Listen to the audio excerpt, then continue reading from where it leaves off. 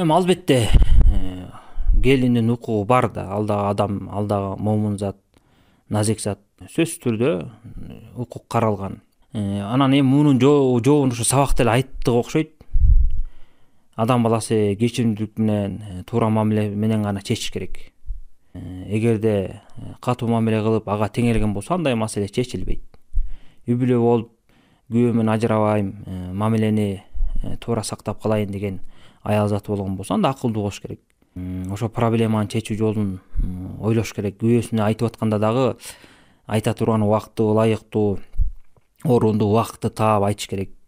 Айтып аткан учурда дагы мындай баягы кабыл кылгыдай сөз айтыш керек да. Кээ бирөөсү мисалы чындыкты айтам деп же болбосо чындыкты айтып атып эле ошону туура эмес жеткирип алышы ыктымал да. Мисалы ушундай уруш чыкты деп коелу бир үй бүлөдө, Кудай сактасын. Анан күйөөсү жолдошу жумушта болуп калып үйгө кирип келгенде эле аял киши кабагын бүркөп, күйөөсүнө жакшы мамиле көрсөтө албай, же болбосо кирип келгенде эле букулдап ыйлап кирсе, же болбосо сен апаң ушундай кылды, апаң мынтип койду, мага тигинтип койду дей берсе, ал балага дагы кыйын тиет, күйөөсүнө дагы.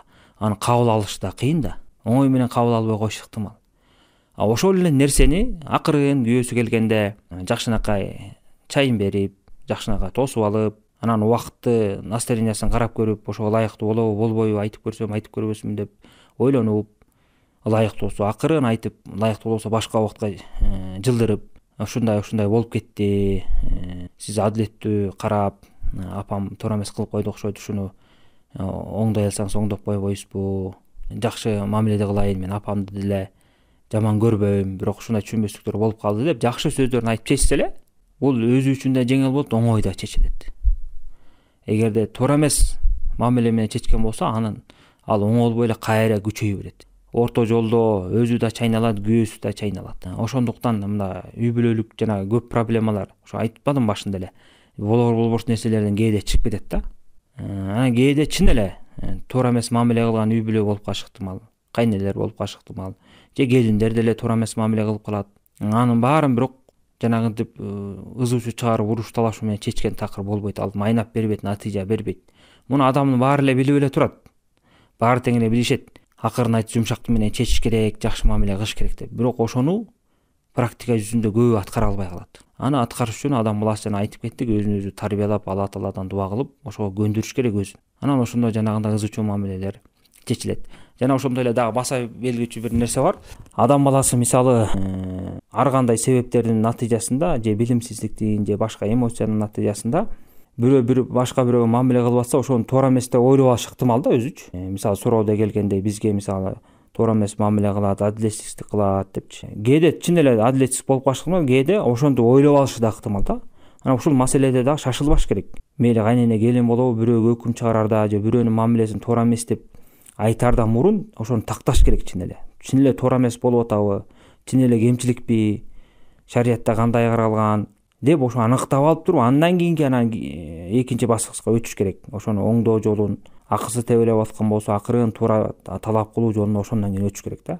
Анан билбей туруп эле жөн гана мага адилетсиздик кылып атат, зулум кылып атат деп айта берүү туура эмес. Балким ушундай айтып аткан нерсенин өзү зулумдук, өзү жалаа болуп калышы ыктымал. Ошондуктан адам баласы кандай мамиле болбосун жана аятта келген мамилени эле карманып, кечиримдүү болуп, көңүл урбай койсо, көп балайдан кутулат. Анткени мындай деген маселе бар да. Адам баласы эгерде бирөөнө өчөшүп туруп, чын эле мисалы акыйкатта акысы желип, зулум тартып, анан ошого өчөшүп, ошо өзүмдүн акымды алам, мен дагы ошондой мамиле кылам деген болсо, көпчүлүк учурда Ибн Таймия рахимахулла айткандай, адам баласы өзүнүн акысын канча акысы кеткен болсо ошондой кылып ала албайт да. Көп убакытта адам баласы аша чаап кетет. Анткени ачууланып турганда, кыйналып турганда, өчүмдү алам деген убакытта адам баласы токтоно албай калат. Ошондуктан эң жакшысы бирөө зулум кылып атса дагы колунан келсе ошого көңүл бурбай, эгерде кечирип ийген болсо албетте чоң соокко жетет. Кечирбесе дагы ага өч алам дебей чыдап, Аллах субхана таала адилеттүү зат ошол алып берем деп, ошол зат мага алып берет деген ниетте болуп, ага теңелбеген болсо, жок дегенде, анда ошол адам утушка жетет. Эгерде шашылып өч алам деген болсо, көпчүлүк учурда адам баласы өзүнүн акысын кандай кеткен болсо ошондой талап кылбайт. зулумдук менен алып коюшу ыктымал. Мисалы, көчөдөн бир эки адам уруша кеткен болсо, карасаңыздар, бирөө мисалы бир жолу чаап ийген болсо, жаакка чабабы же башка, экинчиси да чабам деген болсо, ал 1-2-3 жолу чабышы ыктымал. Жо тиги мындай акыныраак чапкан болсо, тиги ачуусу менен катуураак чабышы ыктымал да.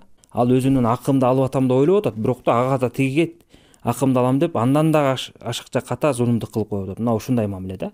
Үй бүлөдө мисалы кайненеси келинине бир туура эмес сөз айтып койгон болсо, ага жооп кайтарам деп андан да жаман сөздү айтып коюшат. Же болбосо кайненеси келинин ата энесине асылып бир туура эмес сөз айтып койсо, мен да аныкына асылам деп өзү да күнөөгө батып калышы ыктымал. Көрүңүздөрбү, ошондо мондай тирешүү деген бул жакшы эмес.